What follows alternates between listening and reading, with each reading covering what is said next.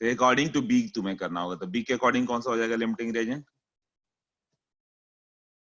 According to B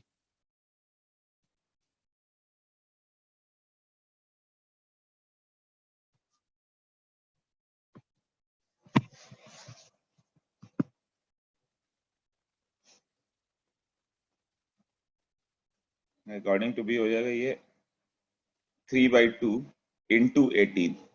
2 mole B से 3 मोल सी form होता है, तो 1 मोल बी से 3/2, सो 18 मोल से 3/2 इंटू 18। ये कंसेप्ट हो गया लिमिटिंग रिएजेंट का। ये खुद से सबको समझना पड़ेगा कि क्या चल रहा है, राइट। उसके बाद कोई भी क्वेश्चन में same concept, number of moles by coefficient. Question number 17 की बात करें तो 17 में क्या होगा, पहले सबका मोल दिया होगा, किसका मोल है, number of moles of magnesium हो गया कितना, 1/24 mole. Number of moles of sulphur हो जाएगा 1/32 मोल। यही हुआ ना, मोल्स मालूम चल गया। 17, अच्छा दूसरे पेपर का, ठीक है, ये लिख दिया तो कर लो। mg plus s gives out mgs। इसका 1/24 है और ये 1/32 है, ये 0 था। लिमिटिंग रिएजेंट s होगा, तो ये 0, s क्या होगा, लिमिटिंग रिएजेंट है तो ये 0 आ जाएगा।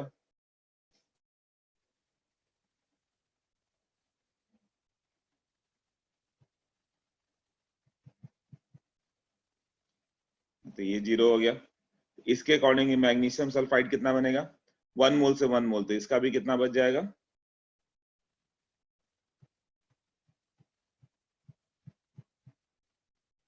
इसका भी बन जाएगा 1/32 मोल। इसका मास हो जाएगा 1/32 इंटू mgs, 24 + 32 ग्राम। केमिकल इक्वेशन क्या कहते हैं, मोल कंसेप्ट का एक बार सॉल्यूशन भेज दूंगा तो मालूम चलेगा। ये क्लियर हो गया सबको? हाँ, ये रेस्ट आ गया।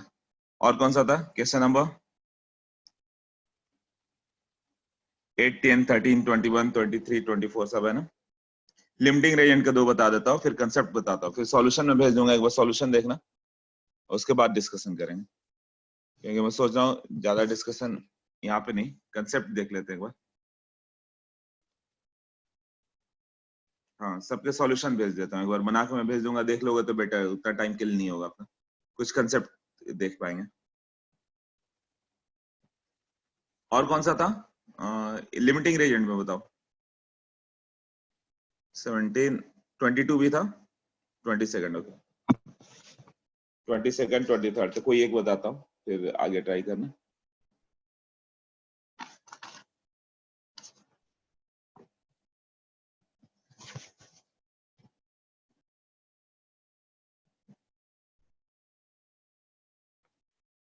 ओके, 22nd क्या दिया, 1 ग्राम मैग्नीशियम, तो number of moles of magnesium हो गया 1/24। पहला स्टेप हो गया मोल कंसेप्ट, और नंबर ऑफ, अभी मत लिखो कुछ भी, मुझे सॉल्व करने दो, अभी कोई कोई मैसेज नहीं। ये होगा mass by molar mass 0.5/32, so it will be 1/64 mole.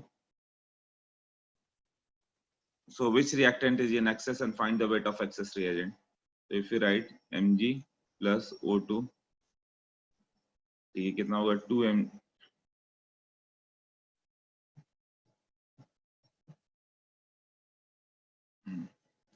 it will be 2 mg plus O2 gives out 2 MgO। तो ये t इक्वल टू 0 पे इसका होगा 2 mg का मोल है 1/24 मोल, और ये 1/64 मोल, ये 0 था। सो बात हो गई कि कौन सा लिमिटिंग रिएजेंट है, तो बाई कोएफिशिएंट करो, 1/24/2 1/48 ही रहा, और ये 1/64/1, oxygen is the limiting reagent, तो ये 0 हो जाएगा, तो ये 0 हो जाएगा। तो which reactant is in excess, तो mg एक्सेस रिएजेंट है, वो बच जाएगा। And what is the weight of excess reactant, वो कितना बचेगा, तो कितना बचेगा 1/24 तो पहले से था, जाने से पहले कितना रिएक्ट कर गया, 1 मोल रिएक्ट्स विद 2 मोल, तो ये 2/1 के रेशियो में रिएक्ट करेगा विद द लिमिटिंग रिएजेंट 1/64। तो इसका बचेगा कितना 1/24 माइनस ये हो गया 1/32, इतना मोल, इनटू इसका मोलर मास, मैग्नीशियम का मोलर मास होता है 24 ग्राम। और MgO पूछेगा, MgO फॉर्म होगा कितना होगा, लिमिटिंग रेजेंट के अकॉर्डिंग 1 मोल का 2 मोल, तो ये भी 2/1 का ratio, so this will be 2/1 into 1/64 मोल। तो इसके मास के लिए क्या करना होगा, 1/32 हो गया इंटू मोलर मास MgO का 40 ग्राम। पहला स्टेप है मोल कंसेप्ट, जो भी दिया रहा है मोल में कन्वर्ट कर दो। कई बार तो तुम मोल में कन्वर्ट करना भी अभी भूल रहे होगे, मास में छोड़ दे रहे होगे, तो धीरे धीरे आदत हो जाएगी, कुछ भी हो मोल में कन्वर्ट कर देना। आगे के सारे चैप्टर पूरे केमिस्ट्री में कुछ भी हो पहले मोल कन्वर्ट कर लेना होता। मोल हो जाएगा, फिर लिमिटिंग रेजेंट के लिए क्या होगा, डिवाइडेड बाई कोएफिशिएंट। तो कोएफिशिएंट किसका है 1/24/2, इसका 1/64/1। तो लोअर कौन सा हो गया O2, तो उसको 0 लिख दो, उसी के अकॉर्डिंग बाकी का रिएक्शन होगा। तो O2 के 1 मोल से 2 मोल MgO बनता है, तो 1/64 से कितना बनेगा। उसी तरह मैग्नीशियम का 1 मोल से 2 मोल मैग्नीशियम बनता है, 1 mole O2 reacts with 2 mole of magnesium, तो 1/64 mole will react with, हाँ 2 रिएजेंट होते हैं, रिएक्टेंट को हम लोग रिएजेंट्स बोलते हैं। Magnesium and oxygen is reagents to form MgO। तो एक लिमिटेड होगा, एक एक्सेस होगा। जैसे घर पे चाय बनाते हो तो जो टी होता है वो लिमिटिंग रिएजेंट होता है और वाटर एक्सेस रिएजेंट है, वो एक्सेस अवेलेबल है। तो मैग्नीशियम इज एक्सेस रिएक्टेंट, कि कितना होगा।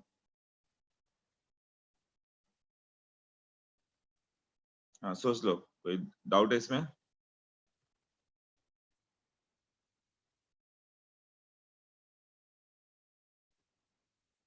सेकंड पीडीएफ के सॉल्यूशन, सेकंड पीडीएफ कौन सा था,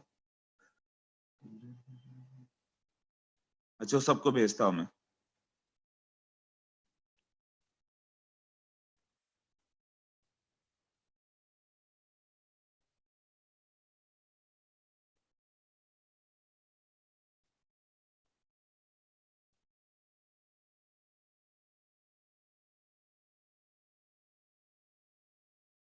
हाँ आज कर देता हूँ, सबका सॉल्यूशन आज कर दूंगा। अरे रिकॉर्डिंग मुझे भेजने ही नहीं आ रहा था, अभी मैंने यूट्यूब पर अपलोड किया है, अब लिंक भेज दूंगा मैं। उसको डाउनलोड किया, अभी अपलोड कर दिया है यूट्यूब उस पर, अभी भेज दूंगा। राइट, तो पिछले बार का भी और इस बार का भी वो सब मिल जाएगा अभी। सबसे पहले वाले तो लॉस हो गए थे, मुझे डिलीट करना पड़े थे, समझ में नहीं आता जूम यूज करना, बट अभी सब रिकॉर्डिंग हो रहा है। हाँ हाँ, ये सब केमिकल इक्वेशन है, नाम देने से कुछ और नहीं हो गया, सब इक्वेशन ही है। देखो परसेंट प्योरिटी कुछ अलग नहीं हो गया, ये कुछ और नहीं हो गया, ये सब एक ही केमिकल इक्वेशन, ये सब आएंगे ही सिलेबस में, प्लस जो मैं अगले वीक तक पढ़ाऊंगा, नेक्स्ट वीक तक वो सब आएंगे। मतलब जो भी मैंने पीडीएफ दिया वो पूरा आएगा, complete basic concept of chemistry जो था वो कंप्लीट होगा। 25th एक बार देखो सब, everyone just go through question number 25।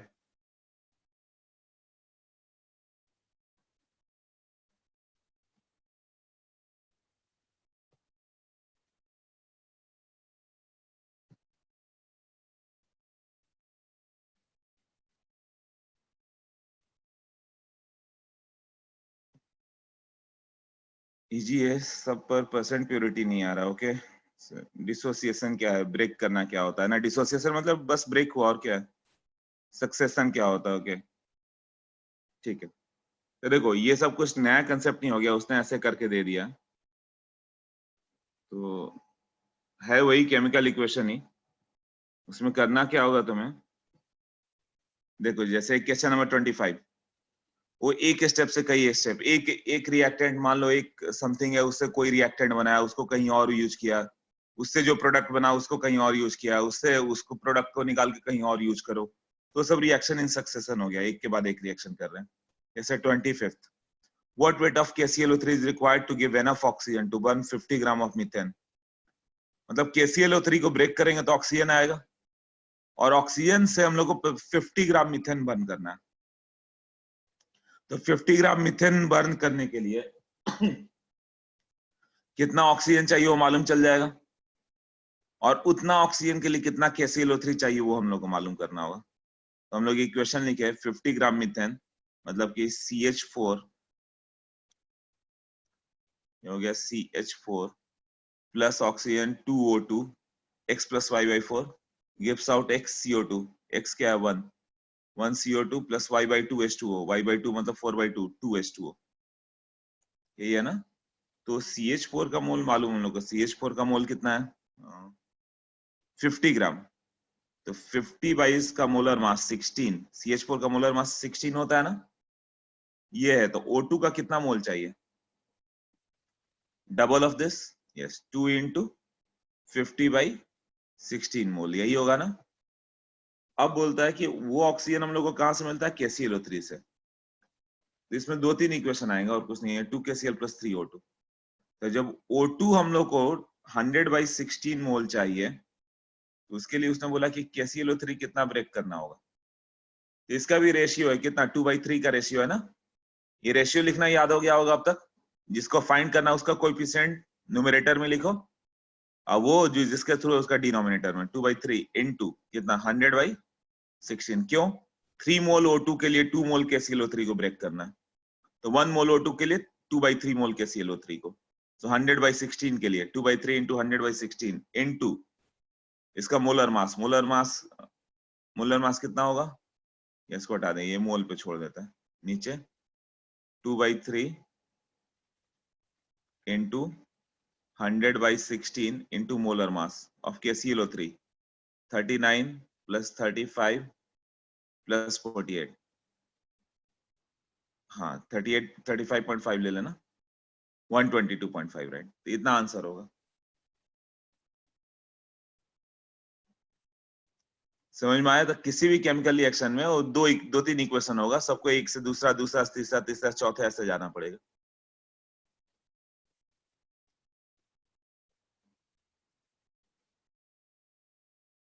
हाँ अब कई कई इक्वेशन तुम्हें नहीं मालूम चलेगा तो उसमें तुम्हारा प्रॉब्लम नहीं है वो सब पूरा इनऑर्गेनिक पढ़ोगे तब मालूम चलेगा। तो इक्वेशंस मुझसे पूछ सकते हो क्या है इक्वेशन 37 एक 37 भी देख लें।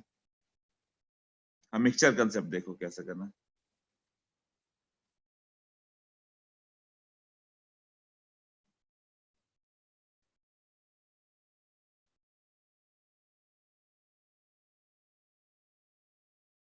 फिफ्टी देखो क्वेश्चन नंबर 50 एवरीवन 50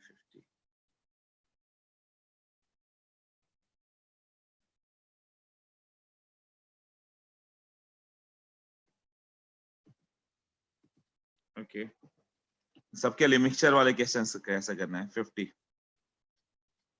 कभी मिक्सचर के क्वेश्चन होंगे तो जितने इक्वेशन होंगे उतने लिखो एक में सबको मत लिखना।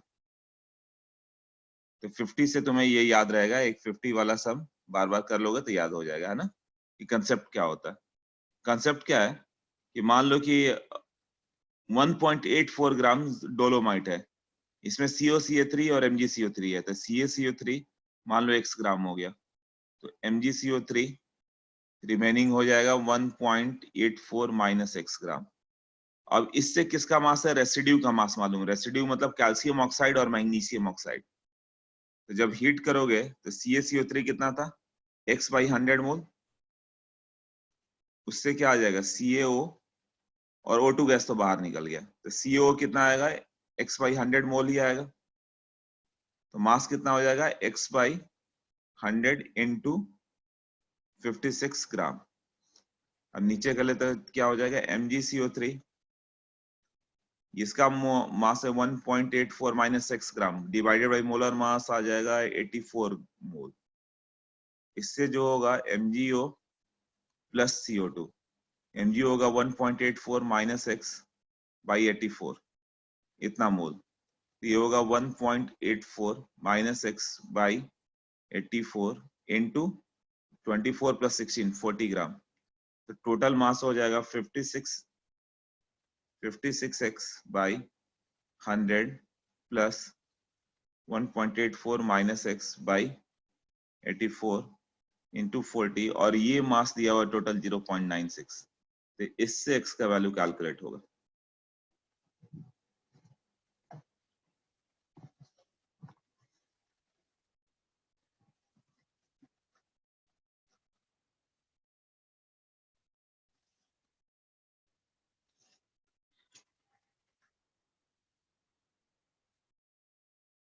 रेसिड्यू जो बच गया कैल्शियम कार्बोनेट और मैग्नीशियम कार्बोनेट का मिक्सचर है, that is called dolomite. Dolomite में ये दोनों रहते हैं, और उसमें हीट करोगे तो कैल्शियम कार्बोनेट CO2 बन के बाहर, CaCO3 वाले में भी थोड़ा ध्यान देना, वहां पर कार्बन होगा, ये CO प्लस CO2 बन जाएगा, ठीक है। तो दोनों CO2 निकल जाएंगे, तो बचेगा क्या कैल्शियम कार्बोनेट में? कैल्शियम कार्बोनेट में क्या बच जाएगा? CO। और मैग्नीशियम कार्बोनेट में क्या बच जाएगा? MgO। पूरा एक्सप्लेन कर लेना एक बार मुझे, फिर लिखना सब जो भी डाउट हो। कैल्शियम कार्बोनेट x ग्राम है, तो मैग्नीशियम कार्बोनेट 1.4 माइनस x ग्राम है। तो कैल्शियम कार्बोनेट को हिट करोगे तो CO2 बाहर निकला, CO बच गया, दैट इज रेसिड्यू। रेसिड्यू मतलब रिमेनिंग सब्सटेंस। और MgCO3 में क्या बच जाएगा? MgO। CO2 बाहर निकल गया, तो CO2 बाहर निकल गया तो मास तो लॉस होगा ना, टोटल 1.84 ग्राम था, लॉस करते करते CO2 बाहर निकल जाएगा। कितना बाहर निकलेगा? ये कितना दिया हुआ था टोटल मास? 0.96 ना। तो ये जो था ये कितना होगा? दैट वाज 0.96, यही था ना? क्लियर हुआ? 0.96 ग्राम था।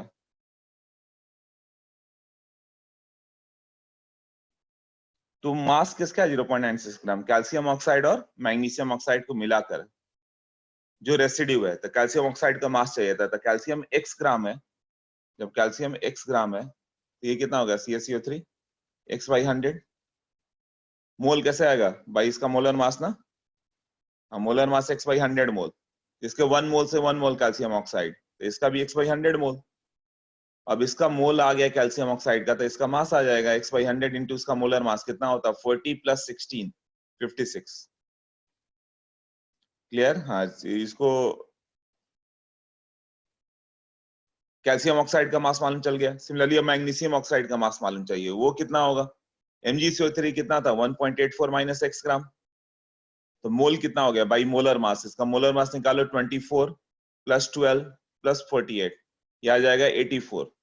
तो बाई 84 इतना मोल है। इससे MgCO3 से MgO का कितना मोल आएगा? MgO का भी मोल कितना होगा? 1.84 माइनस x बाई 84 ना।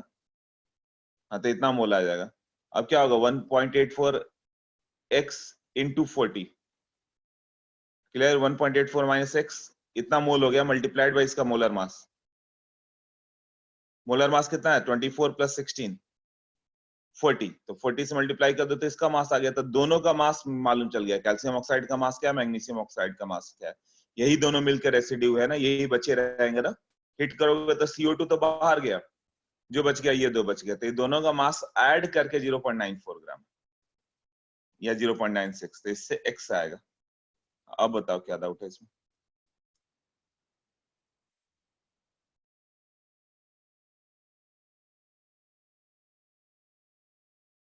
सॉरी, मैंने क्या किया? हाँ ठीक है, ये तो 0.96। क्लियर हुआ?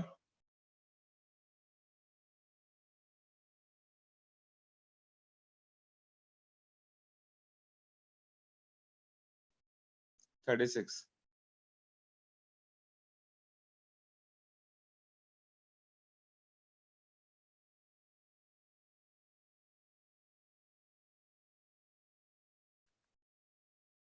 36 एक बार पढ़ो, 36 क्या है?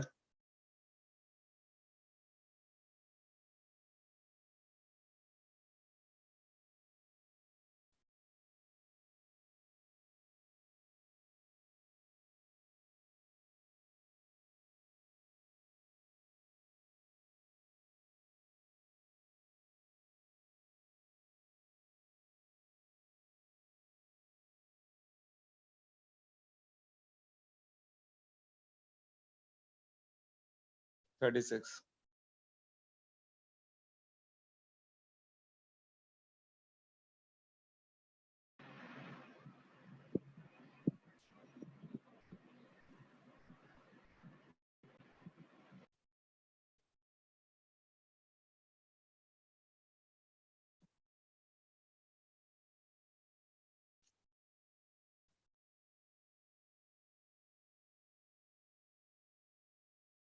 36 एक बार अटेम्प्ट करो, वो क्वेश्चन केमिस्ट्री का भी नहीं है, सिंपल मैथ का है। उसमें है क्या कि क्ले है, उसमें वाटर होगा, 50% सिलिका है, 7% वाटर है, रेस्ट 43% कुछ और है। हाँ, उसमें 12% वाटर था। ओरिजिनल क्ले में क्या होगा, 15% सिलिका, 12% वाटर। एक हिंट दे रहा हूं मैं, सॉल्व करके रखना। 15 + 12 62 हो गया था। 38% इम्प्यूरिटी है कुछ। अब उसको हीट करोगे तो वाटर निकल गया। तो वाटर यदि तुमने 100 ग्राम लिया तो 50 ग्राम सिल्का, तो 50 ग्राम ही सिल्का बचेगा। बट वाटर इतना निकल गया क्या, वो 7% बच गया। और वो 43 ग्राम था, कितना, 38 ग्राम, तो 38 ग्राम ही रहेगा। 50 ग्राम सिल्का 50 ग्राम ही रह जाएगा, वो 38 ग्राम 38 ग्राम ही होगा। वाटर 12 ग्राम से घट के इतना हो जाएगा कि उसका परसेंट 7 हो जाए। स्क्रीन नहीं दिखा रहा मैं, आवाज आ रही है उसका, क्वेश्चन नंबर 36 का। हाँ, तो कितना वाटर बाहर गया, मान लो x ग्राम वाटर बाहर चला गया, तो वाटर रिमेनिंग कितना हो गया, 12 - x ग्राम। 12 - x out of total mass equal to 7%। ये सिर्फ मैथमेटिक्स का क्वेश्चन है, केमिस्ट्री से कोई रिलेशन नहीं है। बट एक बार ट्राई करना, परसेंट आता है कि नहीं। और कोई बताओ। अच्छा ठीक है, पहले एक दो कंसेप्ट करते हैं फिर करेंगे। देखो, एक हो गया पीओएसी लॉ। मिक्सचर में एक और क्वेश्चन, रुको, इसमें कुछ भी ना बचे।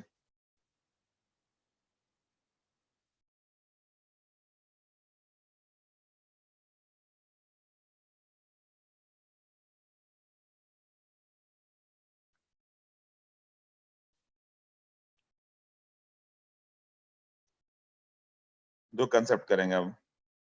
एक इंपॉर्टेंट कंसेप्ट, ये बार बार आते रहा है ईईटी में, क्यों, देखो इसका। 2 mole of P4 reacts with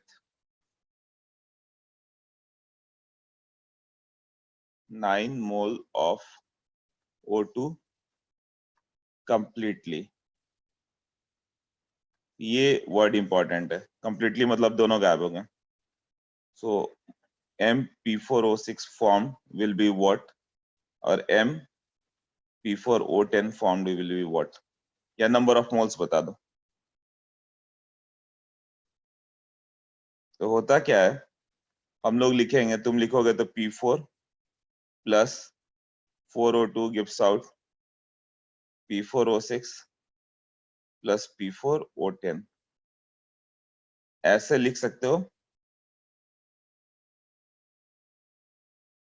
P4O6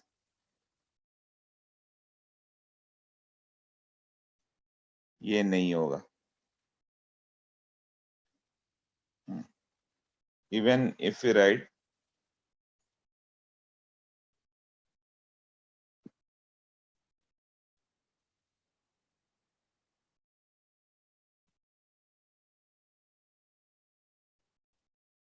K2 तो wrong है वो। The concept is what? Never write combined equation। दो इक्वेशन को मर्ज करके कभी मत लिखना, नहीं तो इसके अकॉर्डिंग तो तुम्हारा 2 मोल एक्स विथ, यहाँ पे क्या होगा, बैलेंस करोगे तो 2 हो जाएगा ना। 2 mole X with 8 mole of PO2, यही हुआ ना। जबकि हम लोग का क्वेश्चन क्या है, देखो, 2 mole X with 9 mole of O2। तो ये नहीं हो सकता कि, क्यों, ये फिक्स कर दिया ना कि 2 मोल एक्स विथ 8 मोल, तो ये ऊपर वाला तब तक क्वेश्चन ही रॉन्ग हो गया, 2 मोल एक्स विथ 9 मोल। तो actually 2 mole P4 can react with 9.5 मोल, 9.75 मोल, 9 मोल, 8.75, 8.5, किसी से भी रिएक्ट कर सकता है। तो प्रॉब्लम कहाँ है, कंबाइंड इक्वेशन लिखने में प्रॉब्लम है। तो वो कैसे दूर करें, हम लोग ऑलवेज राइट सेपरेट इक्वेशन। जैसे तुमने यहाँ पर लिखा P4 plus 3O2 gives out P4O6।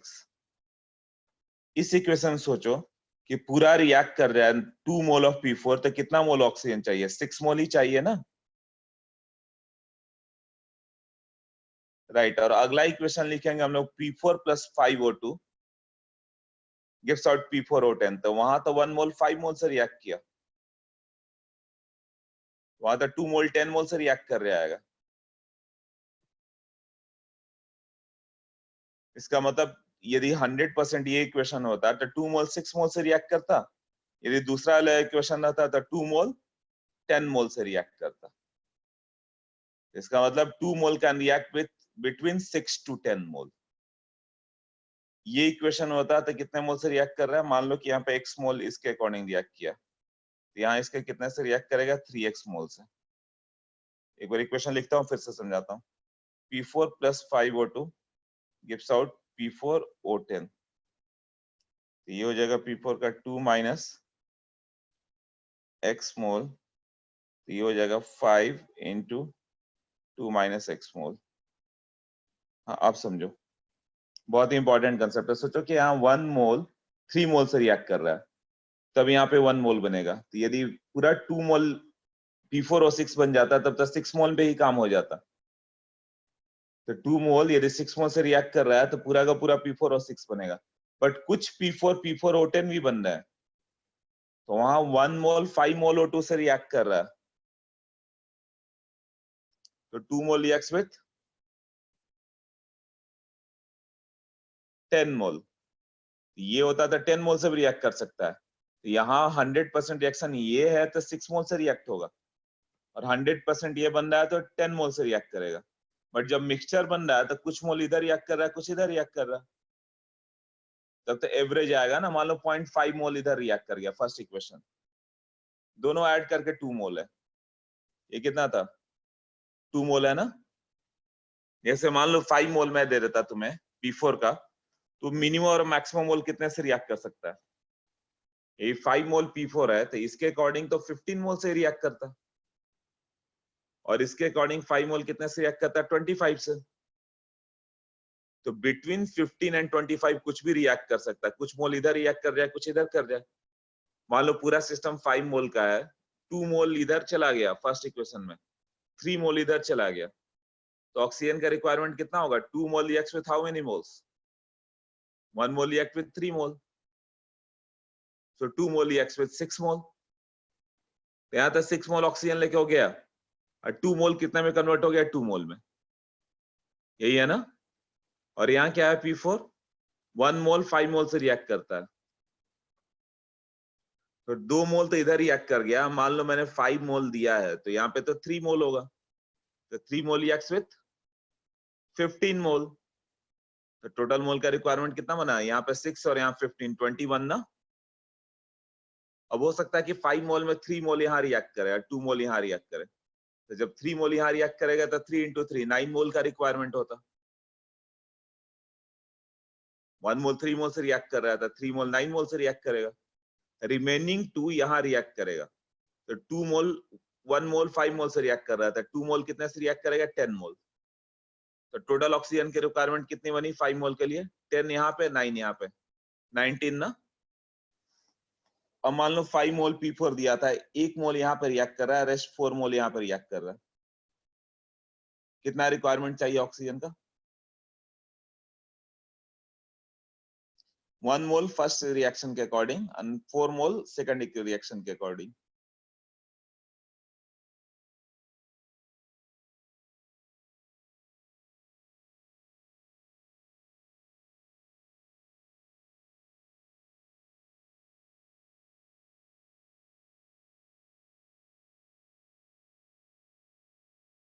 यदि 1 मोल टोटल 5 मोल P4 दिया है, तो 5 मोल में 1 मोल इधर रिएक्ट कर दिया, तो 1 मोल 3 मोल से रिएक्ट किया, और 4 मोल कितने से रिएक्ट करेगा? 1 का 5 तो 4 का 20 ना। यहाँ 20 मोल ऑक्सीजन चाहिए, वहां 3 चाहिए, तो 23 मोल ना। क्लियर हो रहा है सबको?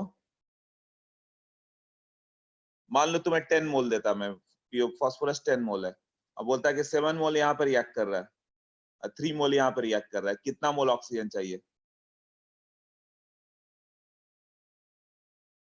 मान लो 7 मोल, मैंने 10 मोल P4 दे दिया, पहले 5 मोल दिया था, पहले इससे पहले वाले इक्वेशन मैंने 5 मोल दिया था, तो 1 मोल इधर रिएक्ट कर दिया, 1 रिएक्ट विथ 3 और 4 रिएक्ट विथ 5, मतलब 1 मोल पहले वाले इक्वेशन से किया, तो 1 मोल का 3 मोल से रिएक्ट किया था, 3 मोल ऑक्सीजन चाहिए। हाँ वही एक्सप्लेन कर रहा हूँ, देखो 5 मोल P4 है, तो 1 mole reacts with 3 mole, the remaining 4 mole reacts with what? Second equation. So 1 mole reacts with 5 mole, the 4 mole react with 20. तो 20 मोल का रिक्वायरमेंट यहाँ पे, 3 का रिक्वायरमेंट यहाँ पे, 20 प्लस 3 23 ना।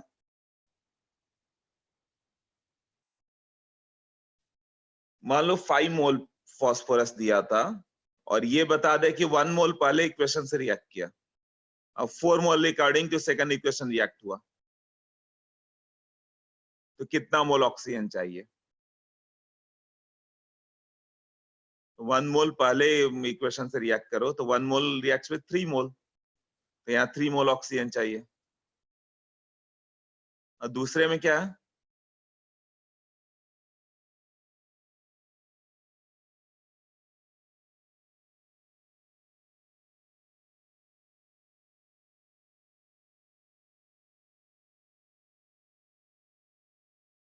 दूसरे में क्या हो गया? 1 मोल रिएक्ट्स विद 3 मोल, तो यहाँ remaining 4 mole will react with what? 1 मोल का 5 मोल, तो 4 मोल का 20 मोल चाहिए, 20 प्लस 3 23। हाँ तो 23 टोटल चाहिए ना, तो एक बार और देखो क्योंकि किसी का आंसर नहीं आ रहा। मान लो कि मैंने 10 मोल P4 दिया, तुम्हारे पास 10 मोल फास्फोरस है और ये बताया हुआ है कि 3 मोल फास्फोरस पहले इक्वेशन से रिएक्ट कर रहा है, 3 mole phosphorus react with first equation and rest 7 mole react with second equation. 7 mole react according to second equation and 3 mole react according to first equation. So how many moles of oxygens are needed?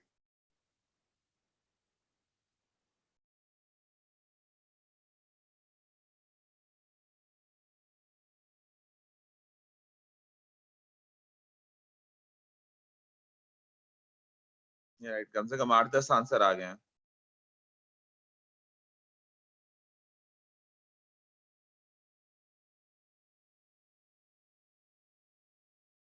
ना उसका ऐसे ही answer है 0.5 1.5।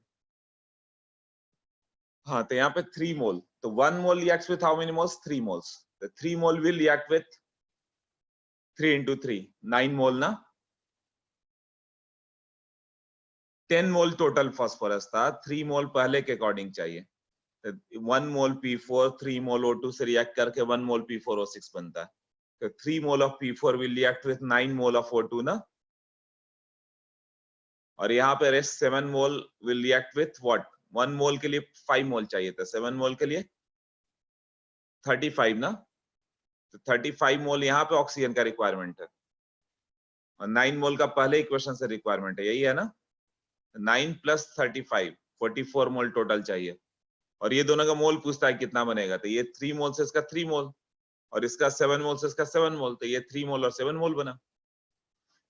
तो question क्या हो गया, वो तुम्हें कोई भी एक डेटा दे देगा। अभी तक तो मैं पूछ रहा था ऑक्सीजन कितना होगा, इस बार ऑक्सीजन दे दिया कि 2 मोल P4 है, तो मान लो 9 मोल O2 का रिक्वायरमेंट है, इतना कि ना फास्फोरस बचे ना ऑक्सीजन बचे। तो ये ध्यान देखना, जब भी कंप्लीटली लिखा है या लिखे कि leaving none of the reactant, तो बहुत इंपॉर्टेंट कंसेप्ट हो जाता है।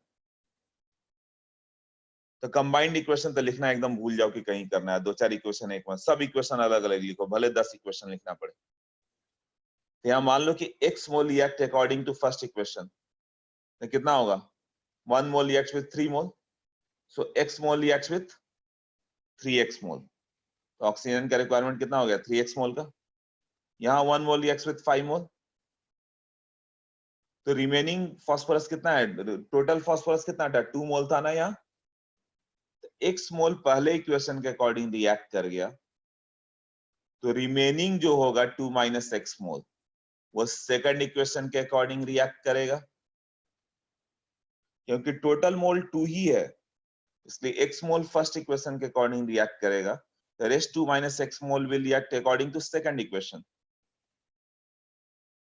तो ये कितना होगा? 1 मोल का 3 मोल, तो x मोल से 3x मोल O2 चाहिए, यहाँ 2 minus x मोल के लिए कितना चाहिए? 1 मोल के लिए 5 मोल, 2 माइनस एक्स के लिए 5 इंटू 2 माइनस एक्स मोल।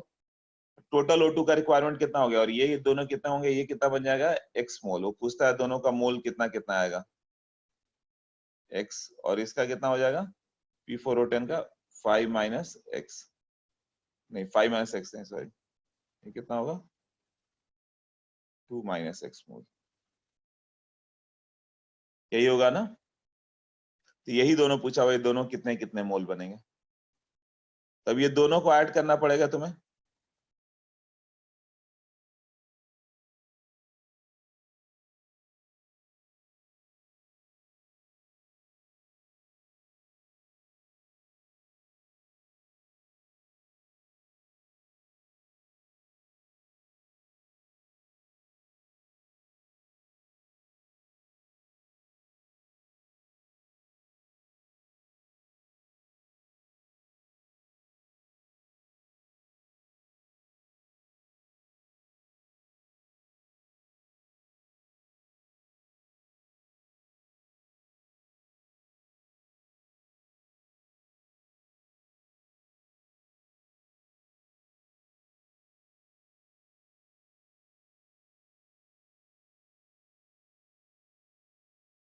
टेन माइनस 2x मोल्स होगा, नहीं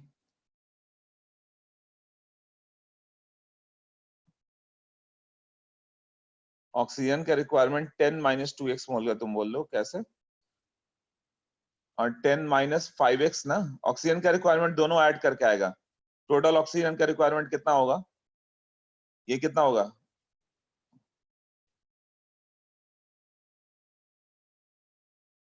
हाँ यहाँ पे 3x मोल का रिक्वायरमेंट है, और यहाँ 5 इंटू 2 माइनस एक्स मोल का। कैसे x मोल यहाँ रिएक्ट किया था, 2 माइनस एक्स यहाँ रिएक्ट करेगा, तो 1 मोल रिएक्ट्स विद 5 मोल, तो 2 minus x reacts with 5 minus 2 minus x, 0.5 and 1.5 आ रहा होगा। देखो नेक्स्ट स्लाइड पे जाना पड़ेगा मुझे। तो ये कितना हो गया फास्फोरस का, एक्स मोल का कितना हो गया, ये 3x ना, नहीं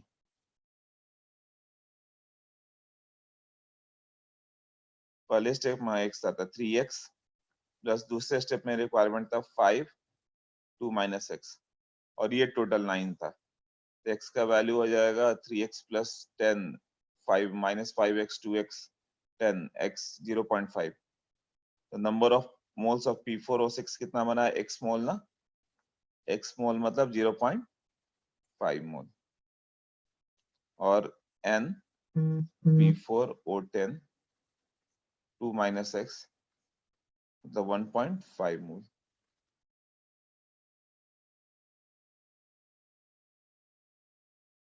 आई थिंक सबको क्लियर हो गया होगा। जैसे कि मैं 2 मोल के जगह इसी क्वेश्चन को क्या करता हूँ 3 मोल दे देता हूँ।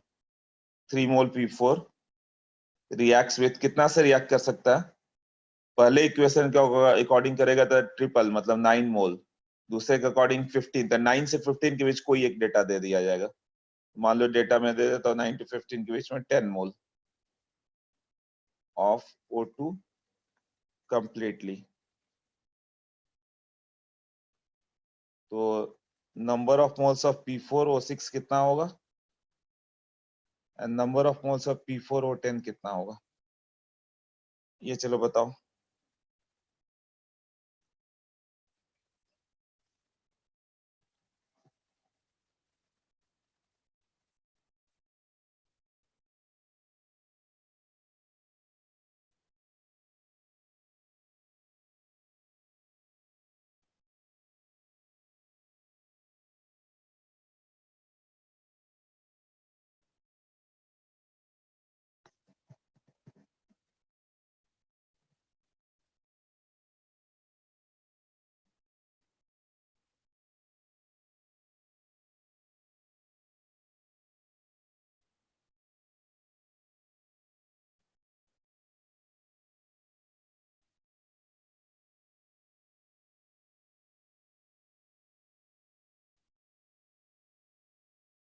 टू 2.5 एंड 0.5 ऐड करके आ तो रहा है 3।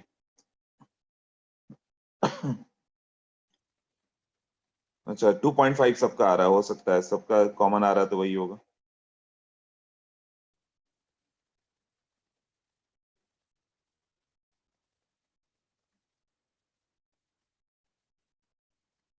टू 2.5 एंड 0.5 कॉमन आंसर दिख रहा है मुझे, तो हो सकता है ये होगा। इसको कैसे लिखे हम लोग,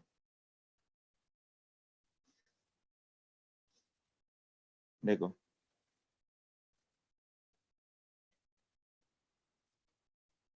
P4 प्लस 3O2, P4O6 है। ये मान लो तुमने x मोल ले लिया, तो इसके लिए इसका रिक्वायरमेंट होगा 3x मोल का, और ये यहाँ पे x मोल बना। अगले में जाएगा P4 प्लस 5O2, P4O10, ये होगा 3 माइनस एक्स मोल, इसके अकॉर्डिंग रिएक्ट किया, तो ये रिएक्ट करेगा 5 इंटू 3 माइनस एक्स मोल से, और ये P4X बनेगा 3 माइनस एक्स मोल। अब कंबाइंड इक्वेशन में क्या होगा, 3x plus 5 into 3 minus x equal to, total add करके गिवन होगा 10, तो x का वैल्यू कितना आ गया 2.5 ना। हाँ तो ये 2.5, तो दूसरा कितना होगा 0.5। सबको क्लियर है अभी, यस और नो बताओ।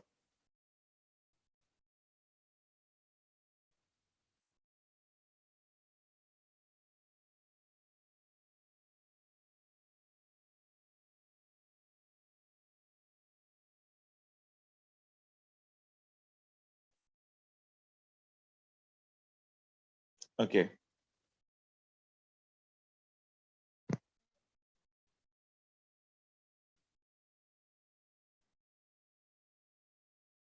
एम्पेरिकल मॉलिक्यूलर वो सब सिंपल चीज है, वो सब नहीं आने वाला, जो मैं पढ़ा रहा हूँ वही होगा, वो भी आएगा बट वो बता देता हूँ बाद में। जो इंपॉर्टेंट पार्ट है पहले करना, मोल concept, chemical equation, concentration term, बाकी सब साइड टर्म है, vapour density, empirical formula, molecular formula, percent composition, atomic weight, AMU, definition, वो सब दुनिया भर की चीजें, फालतू चीजें है ना। तुम्हें तीन ही चीज मैंने इसमें, मोल कंसेप्ट, कैलकुलेशन ऑफ मोल, दूसरा केमिकल इक्वेशन सॉल्व करना, और थर्ड एक है ये कौन सा, कंसंट्रेशन टर्म्स। ओके तो नेक्स्ट हम लोग लिख रहे हैं पीयूएसई।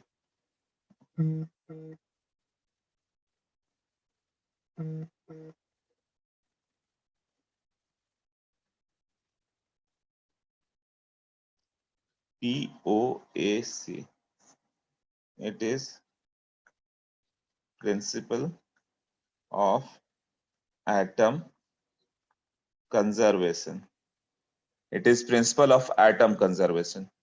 तो इसके लिए क्या होता है, no need to write the chemical equation, right, or balance the chemical equation।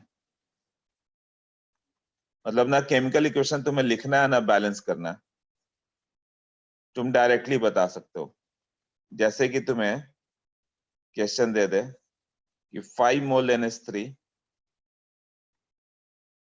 इसको डिकम्पोज करेंगे तो N2 और H2 आता है, तो ये कितना बनेगा, H2 कितना बनेगा, कोई बता सकता है कितना बनेगा H2? हाइड्रोजन कितना बनेगा?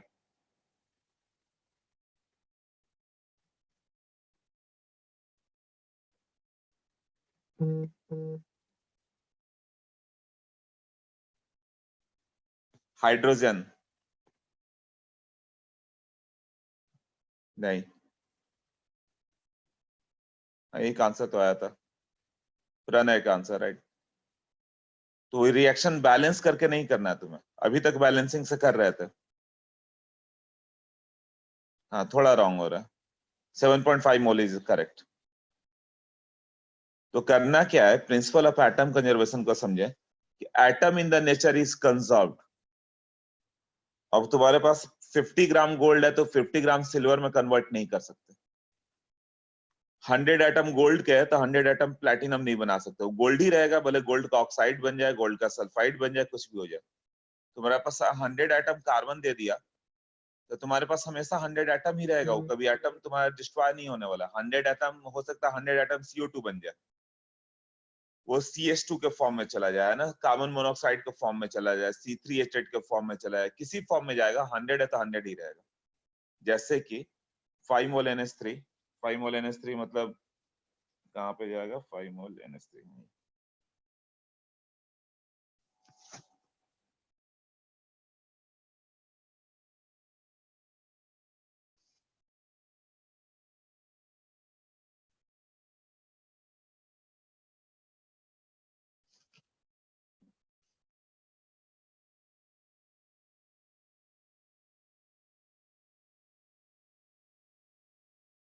हाँ, इस NH3 की बात करें, जिसमें 5 मोल नाइट्रोजन है, तो ये और हाइड्रोजन कितना हो गया 5 into 3 15 मोल।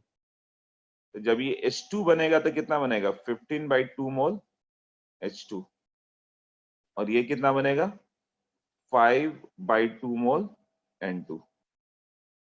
यही हुआ ना? तो इक्वेशन ना लिखा ना बैलेंस किया, डायरेक्ट बता रहे हो ना। 5 मोल NH3 में एक मॉलिक्यूल NH3 में एक एटम नाइट्रोजन का है, तो 5 मोल NH3 में 5 मोल नाइट्रोजन होगा। 5 मोल नाइट्रोजन है तो N2 कितना हो गया 2.5 मोल। एक NH3 में ट्रिपल हाइड्रोजन है, तो 5 मोल में हाइड्रोजन कितना होगा 15 मोल। So balancing of chemical equation is basically conservation of atoms. तुम एटम कंजर्व ही करते हो तभी बैलेंस कर रहे हो। तो जब कंसेप्ट वही है तो हम लोग क्यों रिएक्शन लिखे बैलेंस करें, डायरेक्ट आंसर बता दो सबका। तो सोचो बिना रिएक्शन बैलेंस किया डायरेक्ट बता दे रहे हो कि नाइट्रोजन 5 मोल एटम नाइट्रोजन का था तो 2.5 मोल N2 हो गया। हाइड्रोजन 15 मोल है, डिवाइडेड बाई 2 7.5 हो गया। वही है प्रिंसिपल ऑफ एटम कंजर्वेशन ही होता है। एक और क्वेश्चन से करते हैं, जैसे कि तुम्हें दे दिया 20 मोल H2O, इसके डिकम्पोजिशन करोगे तो हाइड्रोजन गैस बाहर आएगा, वो कितना मोल बाहर आएगा, और ऑक्सीजन गैस कितना मोल बाहर आएगा।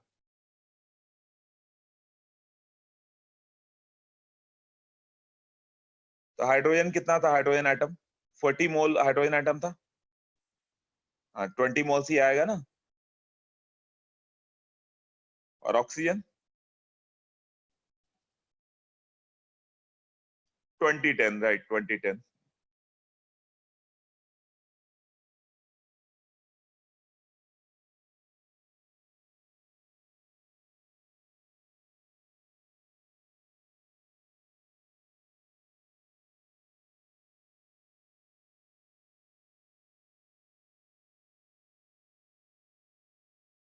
ओके, अब देखो करना क्या था तुम्हारे पास, 20 मोल हाइड्रोजन है, तो हाइड्रोजन के कितने एटम है तुम्हारे पास 20 इंटू 2, 21 मोल H2O में 2 हाइड्रोजन एटम, तो इसको ब्रेक कर दिया जाए तो कितना होगा 20 into 2 40 mole of hydrogen atom.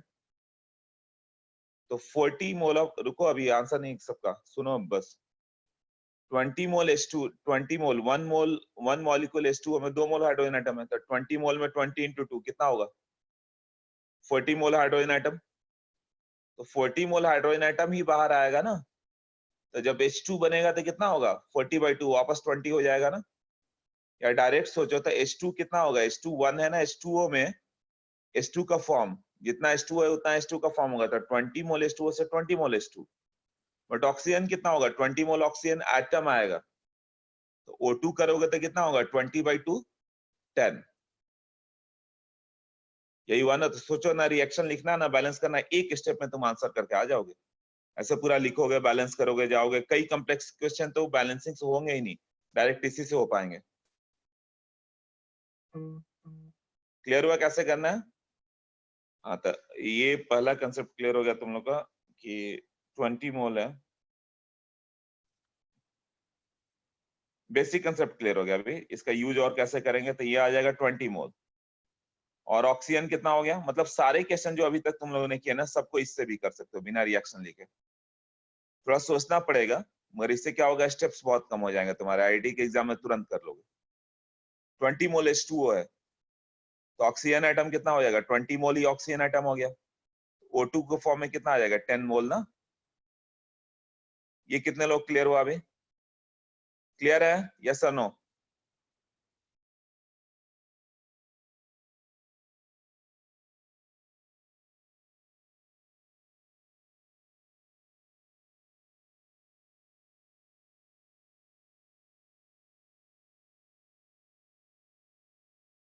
Okay, सबका ये से एक किसी बच्चे का नो है, देखो देखते हैं कैसे होगा नो। हाँ, इसमें क्या होगा, 5 मोल NH3 ले लिया जाए या 10 मोल NH3 ले लो। इस बार 10 मोल NH3 लोगे तो 10 मोल नाइट्रोजन एटम मिलेगा। तो जब N2 बनेगा तो कितना बन जाएगा, 10/2, 5 मोल N2 बन जाएगा ना। और हाइड्रोजन तुमने 10 मोल लिया था NH3, तो हाइड्रोजन 30 मोल था। तो जब H2 बनेगा तो कितना होगा, 30/2, 15 मोल। तो तुम्हें इससे नाइट्रोजन का एटम निकालो, हाइड्रोजन का एटम निकालो, उससे N2 और H2 ले आओ। जैसे 20 मोल H2 हुआ था, हाइड्रोजन एटम कितना हो गया, 20 मोल H2 है, तो 20 से कितना हो जाएगा, देखो ये हो जाएगा 20 इंटू 2 H एटम्स, यही होगा ना। और ऑक्सीजन कितना होगा, सॉरी 20 ऑक्सीजन एटम्स। तो जब O2 बनेगा 20 किस में जाएगा, 10 मोल O2 बन जाएगा ना। और हाइड्रोजन कितना हो जाएगा, यहाँ से ये बनेगा तो 40 था, 40/2 20 मोल होगा। एक और एग्जांपल करता हूं तब क्लियर हो जाएगा। जैसे कि KClO3, ये तुम्हें 5 मोल दिया है, बोला है कि इसको हिट करने पे KCl कितना बनेगा और O2 कितना बनेगा। तो बैलेंस करो, पोटेशियम कितना था, 5 मोल KCl में 5 मोल पोटेशियम है, तो 5 मोल पोटेशियम से 5 मोल ही KCl आएगा ना।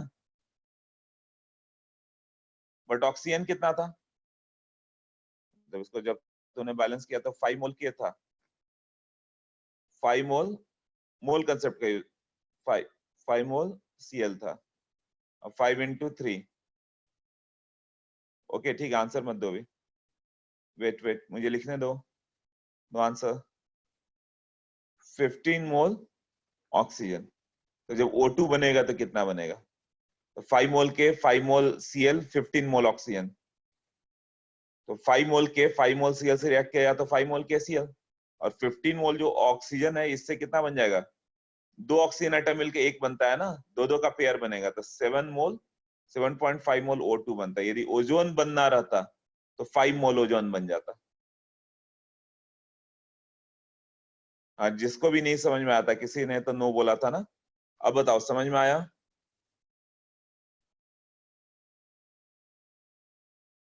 नहीं समझ में आया,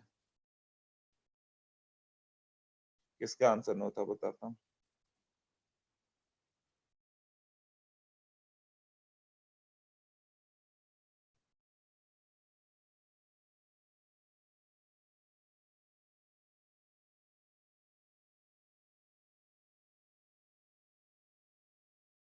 KCl जो हुआ O2 इसी का किसका था, 3.5। अच्छा हाँ ठीक है, तुम्हें समझ में आ गया, राइट।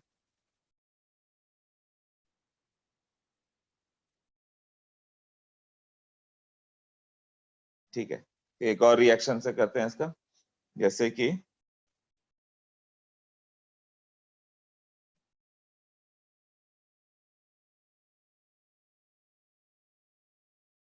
KCl का 5 मोल, 5 मोल के और 5 मोल Cl है, तो 5 मोल KCl होगा ना। हाँ ठीक है, अब मान लो कि तुम्हें 7 मोल C3H8 दिया, a number of moles of O2 required क्या होगा, और एक हो गया number of moles of CO2 formed कितना होगा, और number of moles of H2O formed कितना होगा। ऑक्सीजन रिक्वायर्ड तो बाद में बताओगे, जितना कार्बन है वो CO2 बन गया, जितना हाइड्रोजन H2O बन गया, तो ये दोनों का मोल पहले बता दो मुझे, CO2 और H2O। CO2 का 7 मोल नहीं, CO2 का 7 नहीं होगा। CO2 का mole form, Atharva is correct. Aditya also, Soham, Anurag, okay.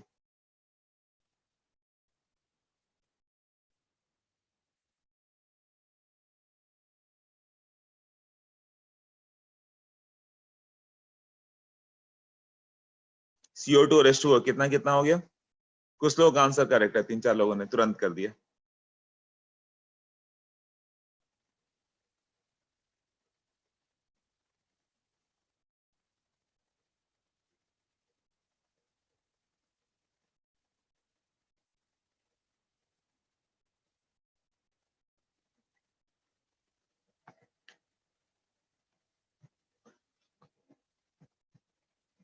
Correct है। देखो 21 मोल CO2 आएगा। देखो अभी एक्सप्लेन करो। 7 मोल क्या था? C3H8। तो कार्बन कितना है तुम्हारे पास? 7 इंटू 3, 21 मोल कार्बन का है। और हाइड्रोजन कितना है? 7 इंटू 8, 56 मोल हाइड्रोजन है। तो सोचो कि जो कार्बन है तुम्हारे पास 21 मोल है, तो एक कार्बन एक ऑक्सीजन को उठाता और CO2 बन जाता। तो कार्बन तुम्हारे पास 21 ही था ना, तो 21 carbon will pick what? 21 O2 का मॉलिक्यूल और 21 CO2 बन जाएगा। तो जितना C3H8 में कार्बन उतना ही CO2 बना ना, तो 21 हो जाएगा। बट हाइड्रोजन कितना था? 7 इंटू 8, 56 था। हाँ, 7 इंटू 8, 56। तो जब H2O बनेगा तो दो दो एटम करके एक H2O में गया ना, राइट। तो 28 आ जाएगा। क्यों? ईच टू एटम एक H2O में जाता है, दो दो एटम करके इसमें गया। तो तुम्हारे पास 56 हाइड्रोजन एटम था, दो एटम एक H2O में यूज हो रहा है, तो 56/2 28 ही यूज होगा ना। तो जो यहाँ पे हम लोग लिखेंगे, NCO2 का रिक्वायरमेंट कितना हो गया? 7 इंटू 3, 21, यही हुआ ना। और H2O कितना हो गया? 56, 7 इंटू 8, 56/2, 28 ना। अब ये दोनों मालूम है, तो ये दोनों के लिए कितना ऑक्सीजन चाहिए वो कैलकुलेट करके O2 बता सकते हो, क्योंकि डायरेक्ट रिलेशन ऑक्सीजन के इसका नहीं है, बट ये दोनों के थ्रू है। CO2 में कितना ऑक्सीजन चाहिए और H2O में कितना ऑक्सीजन चाहिए, तो O2 का रिक्वायरमेंट कितना होगा?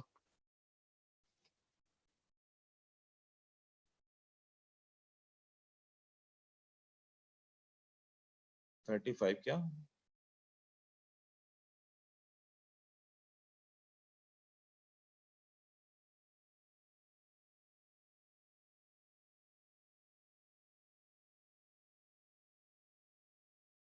क्योंकि नहीं समझ में आया कैसा हुआ।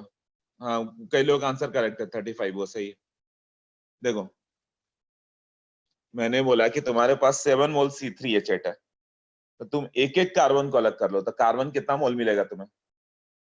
7 इंटू 3, 21 मोल कार्बन मिलेगा। क्लियर हुआ? अब कार्बन ऑक्सीजन से रिएक्ट करके CO2 बन गया, तो 21 मोल कार्बन है, तो 21 मोल ही CO2 बन पाएगा ना, क्योंकि एक CO2 में एक ही कार्बन जा रहा है। अब मान लो कि वो फॉर्म C4O2 का होता, तब क्या होता?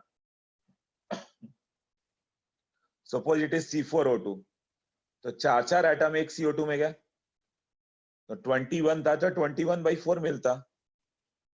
क्लियर हुआ? अब मान लो कि ये C5O2 का फॉर्म होता,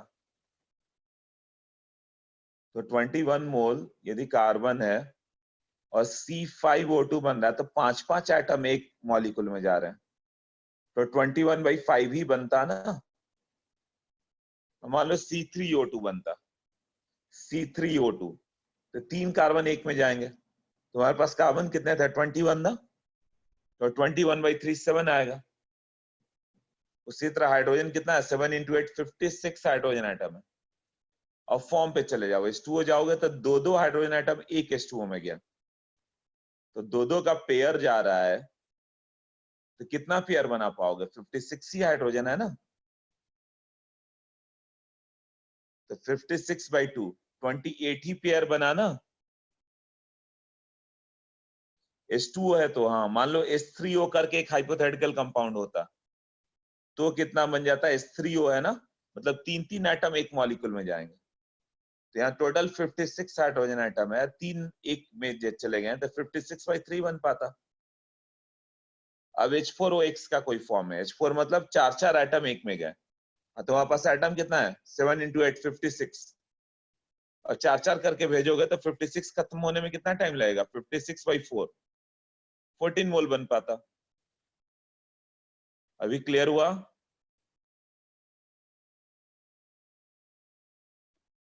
सेवन मोल एक ही बात है ना, 7 मोल ऑफ मॉलिक्यूल्स है वो, मोल को डजन समझ लो, 7 डजन मॉलिक्यूल है।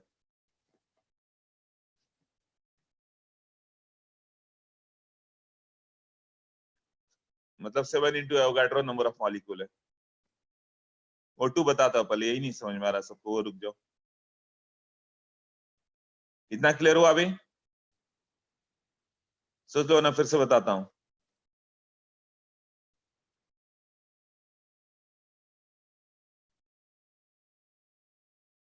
ठीक है, तब ऑक्सीजन कितना चाहिए यहाँ पे, CO2 के लिए कितना होगा, 21 × 2 40,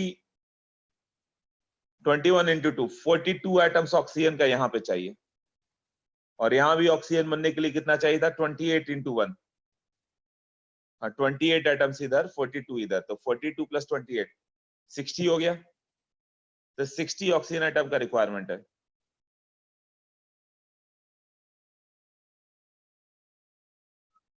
नहीं 70 हो गया ना, हाँ 70 हो गया, 70 ऑक्सीजन एटम्स हो गया। तो O2 कितना चाहिए,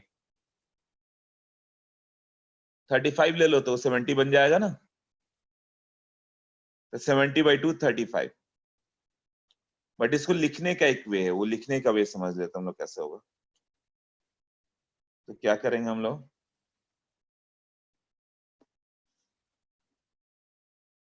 देखो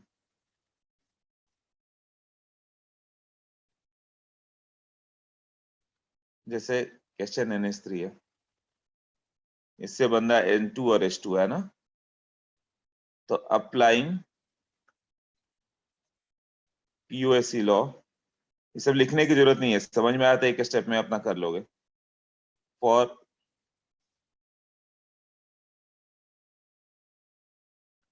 नाइट्रोजन एटम्स, तो कितना होगा, 1 × number of moles of NH3, NH3 का जितना मोल होगा नाइट्रोजन एटम उतना ही होगा। और वो अभी कोई कुछ आंसर या डाउट मत पूछना, लिखने दो अभी। Number of moles of N2 जितना होगा उसका double of the nitrogen atom होगा, ये एक रिलेशन लिखने आना चाहिए। इसका कोएफिशिएंट 2 है तो वो यहाँ पर आएगा, यहाँ पे। और जिसका कोएफिशिएंट ये 3 था तो वो कोएफिशिएंट नहीं, हाइड्रोजन का लिखना था ना, नाइट्रोजन का कोएफिशिएंट 1 है तो यहाँ 1 आएगा।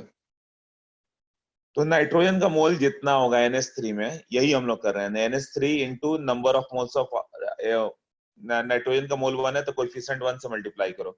यहाँ राइट साइड में N2 किस फॉर्म में है, नाइट्रोजन N2 के फॉर्म में, तो इसका एटॉमिसिटी 2 है तो 2 से मल्टीप्लाई करो। 1 × NH3 इक्वल टू 2 × N2, यही है ना। दूसरा हो गया अप्लाइंग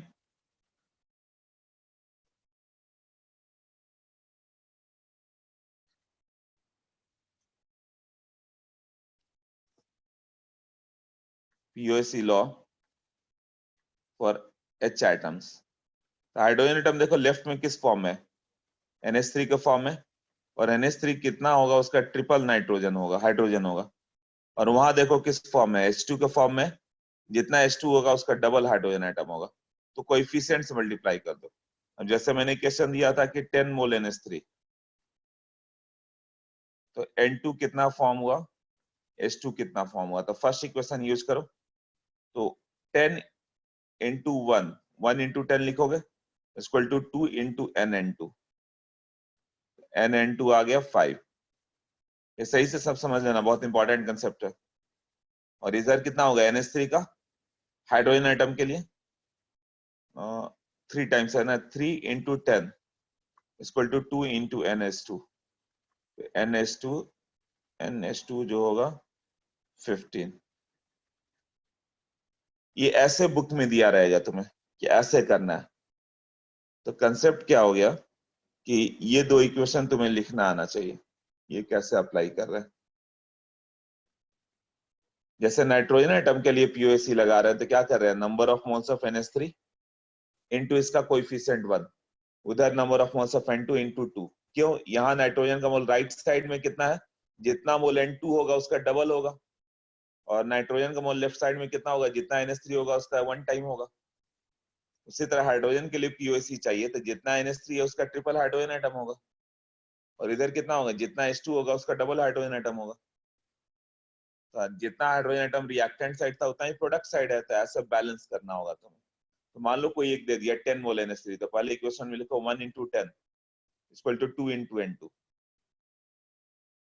10/2 5 मोल हो गया। क्लियर हो गया। 3 into 10 तो ये कितना होगा, 2 into N2, तो 3 into 10 by 2 15 मोल हो जाएगा। तो ये बैलेंस ऐसे लिख के कर सकते हो। क्लियर है, समझ में आ रहा है तो लिखो मत, एक स्टेप में कर दो। हाँ, इसमें किसी को कोई डाउट है? क्लियर है ये, यस और नो, क्लियर है? यश को डाउट है, और किसी को?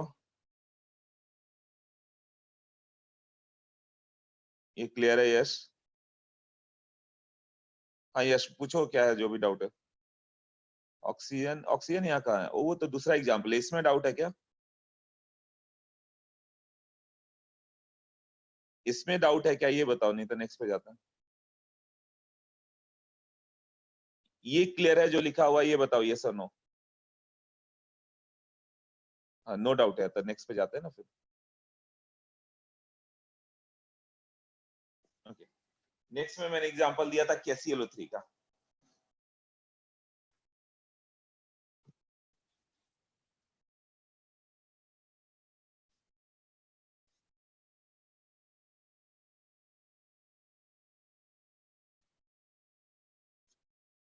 KClO3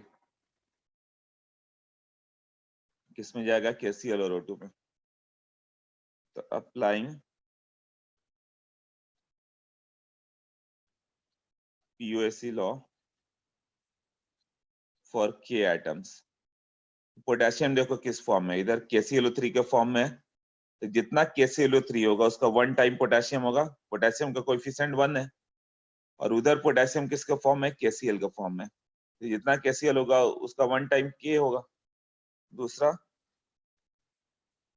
अप्लाइंग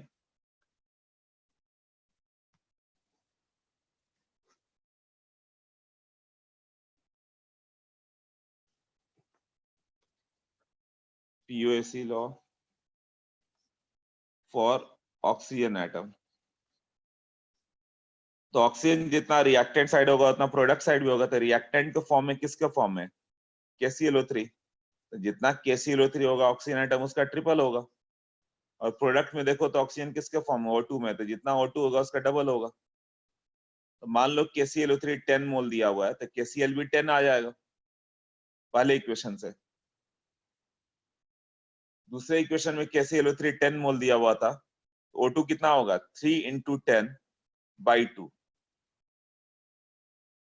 मतलब 10 मोल KClO3 है, तो इससे क्या हो जाएगा, 10 मोल KCl आया फर्स्ट इक्वेशन, और सेकंड से क्या होगा, NO2 कितना होगा, 3/2 into 10। ये स्लाइड क्लियर है, यस और नो?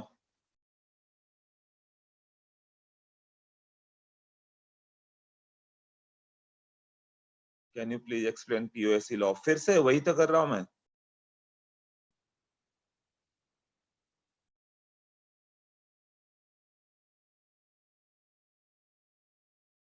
अच्छा, नेटवर्क इशू से तुम चली गई थी, ओके।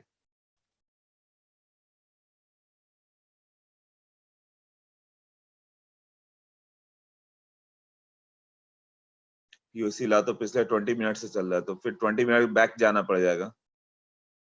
अच्छा, रिकॉर्डिंग भेजूंगा तो रिकॉर्डिंग से देखना वो, या शॉर्ट में अभी बता दे रहा हूँ जो चल रहा है ना। ये एग्जाम्पल में कोई डाउट है? शॉर्ट में इसे मैं बता देता हूँ, इसी एग्जाम्पल से तुम्हें बता देता हूँ। देखो KClO3 के लिए POC लॉ लिखना है तुम्हें, पोटेशियम के लिए। तो ये देखो पोटेशियम रिएक्टेंट में किस फॉर्म में, KClO3 के फॉर्म में है ना। अब प्रोडक्ट में पोटेशियम किस फॉर्म में, KCl के फॉर्म में। तो जितना मोल KClO3 होगा उसका 1 टाइम पोटेशियम होगा। तो यही लिखा कि number of moles of KClO3 into 1 time potassium, applying POC law for potassium atom. KCl के लिए क्या होगा, जितना number of moles of KCl होगा उसका 1 टाइम पोटेशियम यहाँ पे होगा, KCl जितना होगा उतना ही पोटेशियम आएगा ना। ऑक्सीजन के लिए कैसे करेंगे, जितना KClO3 का मोल है उसका ट्रिपल पोटेशियम होगा। हम लोग POC लॉ किसके ले रहे हैं ना, प्रिंसिपल ऑफ एटम कंजर्वेशन, किसको कंजर्व कर रहे हैं, ऑक्सीजन एटम। तो ऑक्सीजन एटम कितना होगा, जितना रिएक्टेंट साइड में था उतना ही प्रोडक्ट साइड में होगा। तो रिएक्टेंट में कितना होगा, जितना KClO3 है उसका ट्रिपल ना। तो KClO3 का मान लो कि 5 मोल है, तो ऑक्सीजन कितना होता है 5 इंटू 3 15। तो वही करेंगे हम लोग, KClO3 इंटू ऑक्सीजन का कोएफिशिएंट क्या है 3 ना, तो 3 यहाँ पे। अब राइट साइड में चले जाओ, तो राइट साइड में प्रोडक्ट साइड में ऑक्सीजन का कौन सा फॉर्म है, O2। O2 जितना भी होगा उसका क्या करेंगे, कोएफिशिएंट 2 उसका 2 टाइम ना। जैसे O2 का 10 मोल है तो ऑक्सीजन कितना होगा 10 इंटू 2 20 होगा। क्लियर हुआ। अब ये एग्जांपल से सबका क्लियर होएगा, जो लास्ट वाला था कौन सा, C3H8 प्लस O2 क्या दे रहा है 3CO2 प्लस 4H2O।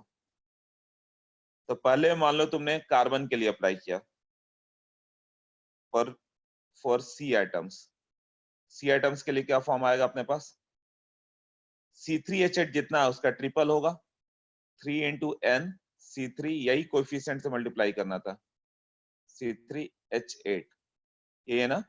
और वहां CO2 का फॉर्म, ये तो मैंने बैलेंस कर दिया, कंफ्यूजन आ जाएगा तुम्हें बैलेंस करने से, तो ये बैलेंसिंग हटा दें,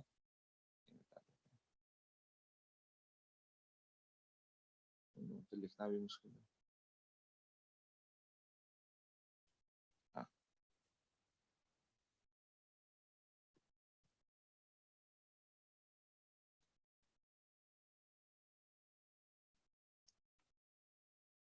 तो अभी लिख रहे हैं अप्लाइंग, पूरा पूरा लिख देता हूँ, POAC फॉर कार्बन एटम्स। तो कार्बन एटम रिएक्टेंट साइड में देखो किसके फॉर्म है, C3H8। तो C3H8 का जितना मोल होगा उसका ट्रिपल क्या होगा,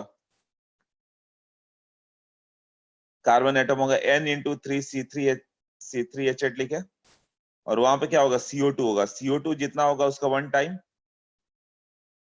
ये हो जाएगा। एक मिनट CO2 होगा, एक बार पूरा लिख लेते दो वरना फिर लिखना मुश्किल हो जाता। Applying POAC for hydrogen atom. तो हाइड्रोजन एटम कहाँ पे है, रिएक्टेंट में किसके फॉर्म में, C3H8। तो जितना C3H8 होगा उसका 8 टाइम क्या होगा, हाइड्रोजन होगा, कोएफिशिएंट से मल्टीप्लाई करना है। और राइट में जाओ कि वो कार्बन किस फॉर्म में आ गया, CO2 में। तो जितना CO2 होगा उसका 1 टाइम कार्बन ही होगा ना। तो ये दो इक्वेशन लिखेंगे हम लोग। इक्वेशन कैसे लिखना था, ये कोएफिशिएंट जो कार्बन का कोएफिशिएंट है 3 वो यहाँ पर आ जाएगा, और यहाँ जो कार्बन का कोएफिशिएंट 1 है वो यहाँ पर आ जाएगा। तो C3H8 में जितने कार्बन थे CO2 में भी उतने ही कार्बन होंगे, कार्बन जितना था उतना ही रहेगा ना। तो करना क्या है, C3H8 का मोल लिखो इंटू 3, CO2 का मोल लिखो इंटू 1। हाँ बोलो क्या डाउट है।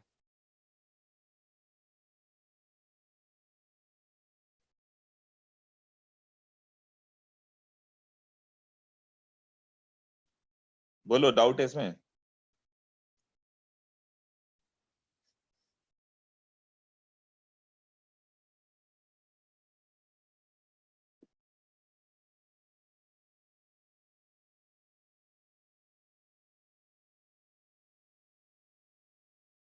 CaCO3 के एग्जाम्पल हो तो लिया ही नहीं था, पहले जो चल रहा है उसमें डाउट बताओ। ये नहीं कि जो चल रहा है उसे छोड़ो दूसरे पे आ जाओ, CaCO3 पे उस पे क्यों जाए, पहले इसी को क्लियर करो। जो चल रहा है उसे क्लियर करो, उसको छोड़ के दूसरे पे जाना, फिर कोई और कुछ एग्जाम्पल पूछे उस पर मुश्किल होगा। हाँ इसी एग्जाम्पल को क्लियर करने की कोशिश करो, पहले ये हो जाए तो बोलो और कोई दूसरा एग्जाम्पल दो, पहले ये क्लियर हो जाने दो। दो क्यों नहीं होगा, किसका क्यों,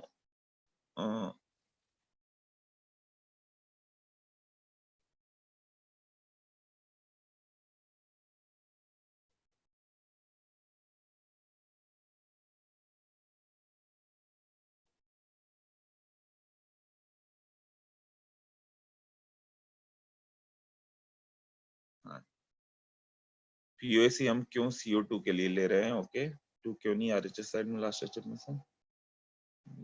NCO2 क्यों लिया है? हाइड्रोजन एटम के लिए CO2 ले लिया क्या? तो रॉन्ग होगा, H2O लेना पड़ता। 2 into NCO2 कैसे आया हाइड्रोजन के लिए? Sir POC hydrogen 1 into NH2 होगा ना। अच्छा, कुछ रॉन्ग हो गया लिखने में लगता। हाँ, हाइड्रोजन एटम का यहाँ पे रॉन्ग हो गया।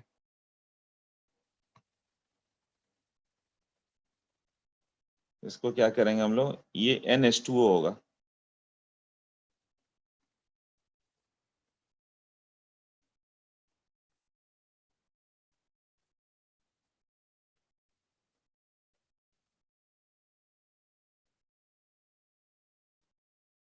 ओके, मैसेज करना बंद करो, लिखूं मैं। हाँ, हो गया H2O। तो तुम्हें क्या देखना है कि कार्बन के लिए पीओसी लिखना है तो कार्बन के कितने फॉर्म लेफ्ट हैंड साइड में? C3H8 का फॉर्म है इनटू कोएफिशिएंट ऑफ कार्बन 3 है। तो जितना मोल C3H8 होगा, मान लो 10 मोल है, तो कार्बन कितना होगा तुम्हारे पास? 3 into 10 30 होगा। वही 3 into 10 हो गया ना। फर्स्ट स्टेप में क्या लिखते हैं? 3 into 10, वही मैं करा रहा था ना। अब CO2 के फॉर्म में यहाँ कार्बन है, इधर तो कार्बन है ही नहीं, तो CO2 का जितना मोल होगा उसका 1 टाइम कार्बन होगा ना। जैसे 3 into 10 तो NCO2 30 आ जाता। वही मैंने बोला ना कि 10 मोल C3H8 दिया जाए तो CO2 कितना बनेगा? इसको डायरेक्ट मालूम चल रहा है, क्लियर है। 10 into 3 30, तो ये 30 हो गया। नहीं तो ये इक्वेशन लिख देना। और हाइड्रोजन मैंने बोला कि 10 मोल ये है C3H8, तो हाइड्रोजन कितना होगा? 10 into 8 80, और यहाँ दो दो करके जा रहा है, तो 80/2 40। उसी को इक्वेशन का टर्म में लिखना है। तो हाइड्रोजन देखो लेफ्ट हैंड साइड में किसके फॉर्म में? C3H8 multiplied by 8। जैसे 10 है तो हाइड्रोजन एटम कितना हो गया? 10 into 8 80। और यहाँ H2O कितना हो जाएगा?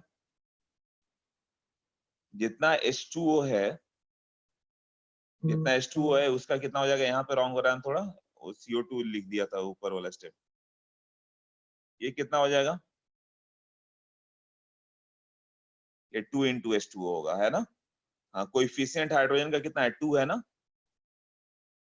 तो 2 into H2O, तो 8 into 10 equal to 2 into NH2O। तो NH2O कितना होगा? 40 ना।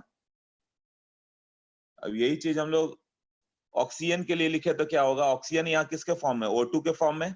यहाँ CO2 और H2O, तो क्या लिखोगे? 2 into NO2 equal to 2 into NCO2 plus N into H2O। यहाँ ऑक्सीजन किसके फॉर्म में है? O2 के फॉर्म में। तो ये करेंगे हम लोग, देखो O2 का जितना होगा अप्लाइंग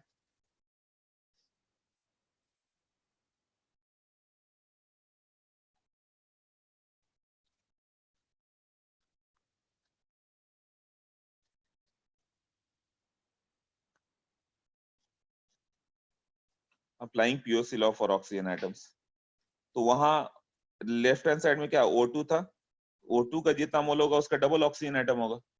और वहां दो पार्ट में चला गया, एक CO2, तो CO2 का जितना मोल होगा उसका 1 टाइम कार्बन होगा प्लस H2O।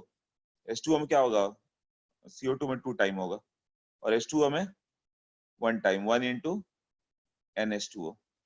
इसको नीचे लिख दिया।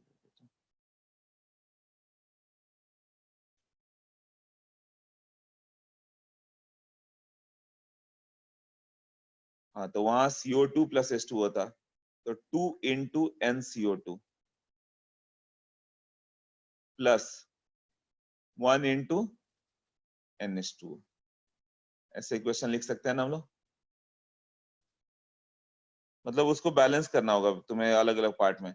लेफ्ट हैंड साइड में ऑक्सीजन कितना कितना हो गया तुम्हें?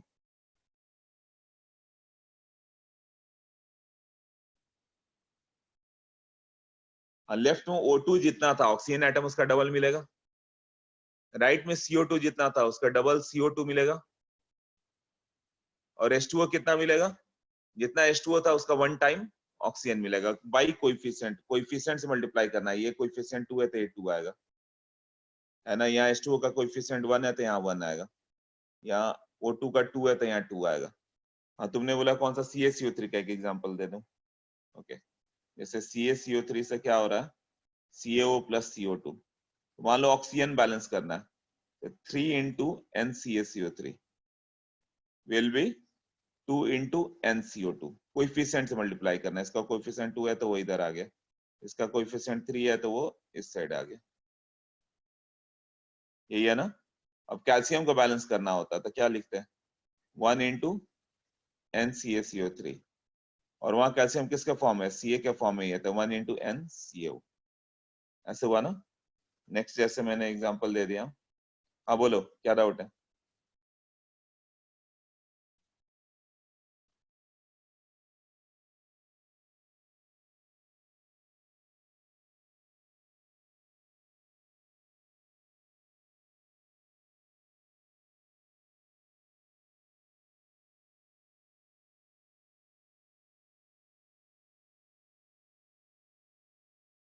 हाँ 1 इंटू NCO।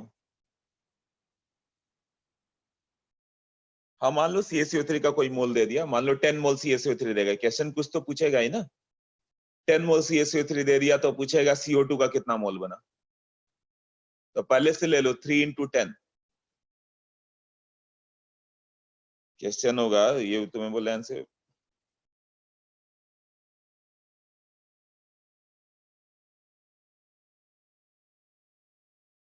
एक और एग्जांपल मान लो कि NH3 प्लस O2, इसको बंद करके हम लोग लेते हैं NO प्लस H2O। कैसे लिखोगे, नाइट्रोजन को बैलेंस करो, 1 इंटू, एक मिनट अभी नहीं लिखना, 1 इंटू NNH3 नाइट्रोजन के लिए, उधर नाइट्रोजन किसका फॉर्म है, NO का, तो उसका कोएफिशिएंट क्या है, नाइट्रोजन का 1 ही है तो 1 इंटू NO। हाइड्रोजन के लिए 3 इंटू NNH3, हाइड्रोजन का कोएफिशिएंट 3 है, उधर हाइड्रोजन का कोएफिशिएंट 2 है, 2 इंटू NH2O। ऑक्सीजन के लिए 2 इंटू NO2, तो 1 into NNO plus 1 into N, अरे 1 फिर कोई आंसर मत करो अभी, 1 इंटू NH2O। हाँ अब पूछो, पहले स्टेप में क्या लिया, CaC3 में किसका अप्लाई कर रहे हो, ये बात है। ये हम लोगों ने किसके लिए अप्लाई किया, ये अप्लाई किया ऑक्सीजन का, कि CaCO3 का जितना मोल होगा, अब मैंने लिखा नहीं यहाँ पे, applying POC law for CaCO3, applying POC law for oxygen atom, sorry, कोई एक एटम को कंजर्व करना था, या तो कैल्शियम लो या कार्बन लो या ऑक्सीजन लो। तो पहले स्टेप में मैंने ऑक्सीजन लिया, applying POC law for oxygen atoms, तो ऑक्सीजन का कितना एटम होगा, जितना CaCO3 होगा उसका ट्रिपल होगा, क्लियर। और उधर गया तो ये तो CO, इधर तो ऑक्सीजन, इधर तो क्या है, एक मिनट, हाँ हाँ यहाँ पे एक रॉन्ग रह गया, ऑक्सीजन का अप्लाई कर रहा था ना, तो यहाँ पे एक मिसिंग पॉइंट है, वो क्या होगा, प्लस 1 इंटू NCO, लिख लेना 1 इंटू NCO। ऑक्सीजन का अप्लाई करना है तो 3 इंटू NCO3 प्लस CO2 में कितना है, डबल है ना, जितना CO2 होगा उसका डबल, तो CO2 का मोल कितना है, जितना भी होगा इंटू 2 टाइम, प्लस ऑक्सीजन यहाँ भी है 1 इंटू NCO, यहाँ पे एक मिसिंग था, क्लियर हो गया।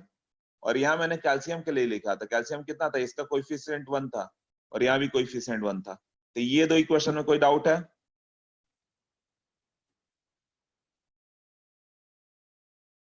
कोई डाउट नहीं ना ये दो इक्वेशन में। हाँ तब इस पे चलते हैं, NH3 वाले पे। नाइट्रोजन वाले में तुम्हें मान लो पहले स्टेप में मैंने नाइट्रोजन का लिया है, तो नाइट्रोजन कितना होगा, जितना NH3 होगा उसका 1 टाइम, ये कोएफिशिएंट ही तो लेना होता है, तो नाइट्रोजन का कोएफिशिएंट कितना है यहाँ पे, नाइट्रोजन का कोएफिशिएंट देखोगे तो यहाँ 1 है, वही 1 लिया, यहाँ नाइट्रोजन का कोएफिशिएंट 1 है, 1 लिया, इधर NH3 है उधर NO था। दूसरा किसके लिए मैंने लिया, हाइड्रोजन के लिए, तो यहाँ हाइड्रोजन का कोएफिशिएंट 3 है तो 3 आ गया, और यहाँ हाइड्रोजन का कोएफिशिएंट 2 है तो इधर 2 आ जाएगा, जितना NH3 होगा उसका ट्रिपल नाइट्रोजन होगा, यही हुआ ना। और यहाँ पे क्या होगा, यहाँ हाइड्रोजन, बल्कि यहाँ हाइड्रोजन H2O का फॉर्म है, जितना H2O होगा उसका डबल। अब ऑक्सीजन की बात करें तो जितना ऑक्सीजन होगा उसका डबल, और यहाँ ऑक्सीजन NO को फॉर्म है, तो NO में ऑक्सीजन का कोएफिशिएंट 1 है तो 1, क्लियर। और यहाँ पे कितना हो जाएगा, H2O में ऑक्सीजन का कोएफिशिएंट 1 है तो 1, ऐसा ही होगा ना। आई थिंक इतना प्रैक्टिस करके आ सकते हो। अभी नेक्स्ट सब क्वेश्चंस करके आओ, मैं सॉल्यूशन भेजता हूँ तुम लोग को।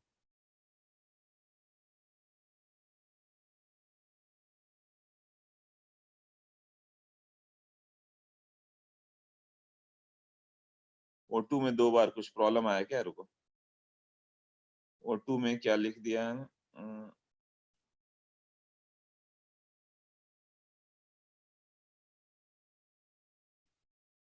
हाँ, तो ऑक्सीजन के लिए लेना था, तो जितना यहाँ O2 के फॉर्म में है 1 और 2H2 होगा। अच्छा, नहीं ऑक्सीजन एटम्स का ना, ऑक्सीजन एटम कितना होगा यहाँ? ऑक्सीजन एटम किसके फॉर्म में? O2 के फॉर्म में, और यहाँ NO और H2O दोनों में वही बट गया, डिस्ट्रीब्यूट हो गया। तो जितना O2 का मोल होगा उसका डबल हाइड्रोजन एटम। हाँ, यहाँ NO जितना होगा उसका 1 टाइम, और यहाँ जितना H2 होगा उसका 1 टाइम। क्लियर हुआ? क्या और एग्जांपल चाहिए?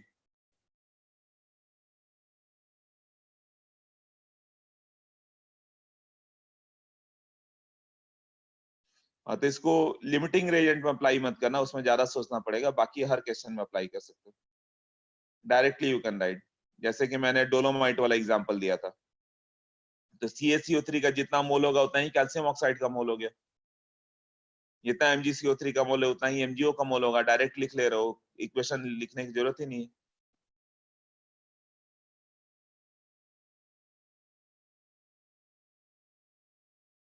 हाँ, ये सब का मैं करता हूँ।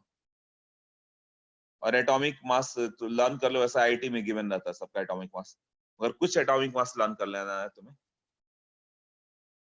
POC वाला स्टेप नहीं लिखना है तुम्हें, IIT में कोई स्टेप नहीं लिखना है, सिर्फ तुम्हें OMR शीट मिलता है ABCD टिक करने के लिए, तो अपने स्टेप्स को जितने शॉर्ट कर सकते हो उतने करो, जितने स्टेप्स माइंड में कर सकते हो उतना बेटर। डायरेक्ट लिखने की प्रैक्टिस करो, मैंने पहले डायरेक्ट ही बताया है ना, दूसरे में ये बुक वाला मेथड लिखा है मैंने, बुक्स में ऐसे लिखा रहेगा तो तुम कंफ्यूज हो जाओगे POC क्या है। सिंपली मल्टीप्लाई करके कर देना था और कुछ नहीं था। जैसे लास्ट क्वेश्चन में NH3 मान लो दिया हुआ है कि 20 मोल है, तो NO कितना बनेगा? तो जितना ये 20 मोल NH3 है तो नाइट्रोजन भी 10 है, 20 है तो NO भी 10 आएगा, NO भी 20 ही आएगा। हाइड्रोजन कितना आता था? 20 into 3 60 है, यहाँ 2 2 करके आता, 60/2 30 हो जाता। तो ये एक अल्टरनेट मेथड है, POC इज अल्टरनेट मेथड। तुम्हें एक मेथड मालूम है उससे हो जाएगा, तुम्हें ये प्रॉब्लम लगे तो बैलेंसिंग से कर लो, इक्वेशन लिखो बैलेंस करो, हो जाएगा। ओके, ये सबने लिख लिया है ना सारे स्लाइड्स?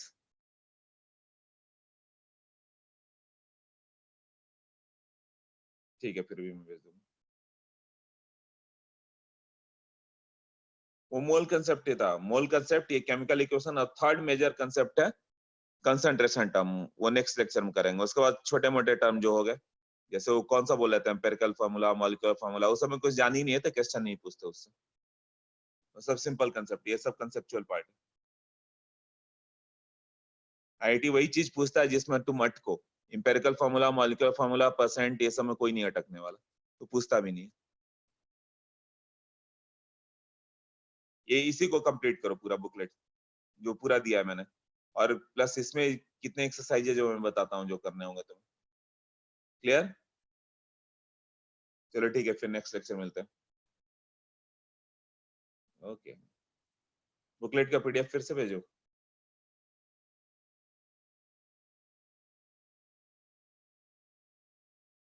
ठीक है, फिर से बुकलेट का PDF भेज देता हूँ। एलन का बुकलेट सॉल्व करना है, और ये जो बुक भेजा मैंने ये PDF भी फिर से भेज देता हूँ, मोल कंसेप्ट केमिकल इक्वेशन। चलो ऑल राइट, मिलते हैं। हाँ, रिकॉर्डिंग में भेज दूंगा मैं।